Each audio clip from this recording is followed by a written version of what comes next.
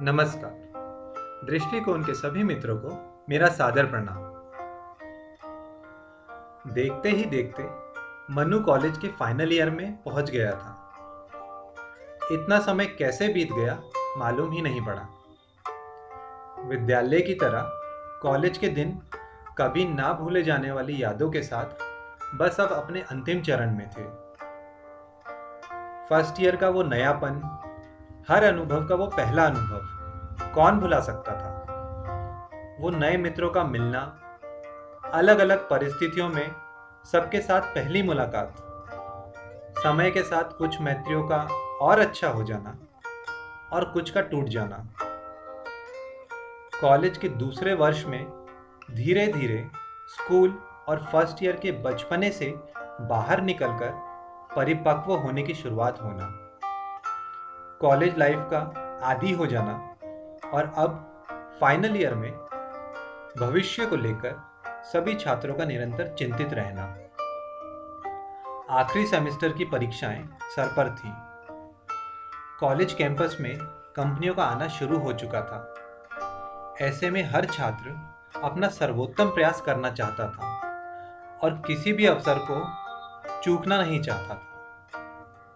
सभी छात्रों का मानना था कि कैंपस इंटरव्यू में अगर अवसर नहीं मिला तो कॉलेज पूरा होने के बाद बहुत संघर्ष करना पड़ेगा।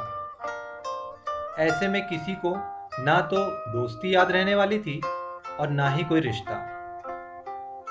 अगर दिख रहा था तो बस किसी भी हाल में मिलने वाले इंटरव्यू को पास करना। मनु भी कुछ एक दो इंटरव्यू दे चुका था किंतु सफल नहीं हो पाया था। जिन छात्रों ने इंटरव्यू पास कर लिए थे वो तो फूले नहीं समा रहे थे। जब हम लगातार पास ना हो रहे हो तो चिंता तो होती ही है, किंतु चिंता तब बढ़ जाती है जब हमारे साथ के लोग सफल होने लगते हैं। मनु के बाबा हमेशा यही कहा करते थे कि बस प्रयास करते रहो, फल की चिंता किए बिना अपना कार्य करते रहो, एक दिन सफलता जरूर मिलेगी। एक दिन कॉलेज की नोटिस बोर्ड पर एक कंपनी के इंटरव्यू का नोटिस लगा, किंतु इस बार इंटरव्यू मनु के कॉलेज में ना आयोजित होकर किसी अन्य कॉलेज में आयोजित करने की व्यवस्था की गई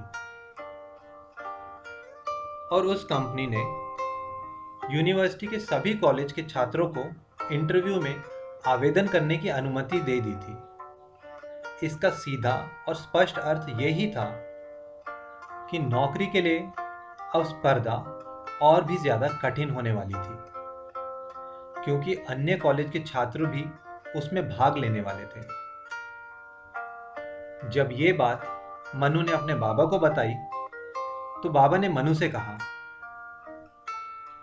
छात्रों की गिनती से तुम्हें विचलित होने की आवश्यकता नहीं है मनु। मनु ने बाबा से कहा, किंतु इतने छात्रों का मतलब है ज्यादा कंपटीशन और मैं तो अपने कॉलेज में होने वाले इंटरव्यू तक क्लियर नहीं कर पाया हूं। बाबा ने मनु को समझाते हुए कहा, लेकिन उसका मतलब ये तो नहीं कि तुम इसमें भाग लेने से पहले ही हार मान जाओ। पर जब मैं पहले नहीं कर पाया तो इतने सारे छात्रों में कैसे कर पाऊंगा बाबा। बाबा ने मनु से कहा, मनु एक बात हमेशा ध्यान रखना, जब हमारा ध्यान प्रयास से ज्यादा उसके परिणाम पे होता है तो हम अक्सर हमारी पूरी क्षमता से प्रदर्शन नहीं कर पाते। मिलने वाली सफलता या असफलता का डर हमें हमारे लक्ष्य से विचलित कर देता है। तुम बस ये सोचकर इंटरव्यू के लिए जाओ कि ये एक अवसर है, अगर सफल हुआ तो एक अच्छी नौकरी मिलेगी और अगर सफल नहीं हुआ तो भविष्य में आने वाले इंटरव्यू को क्लियर करने का अनुभव।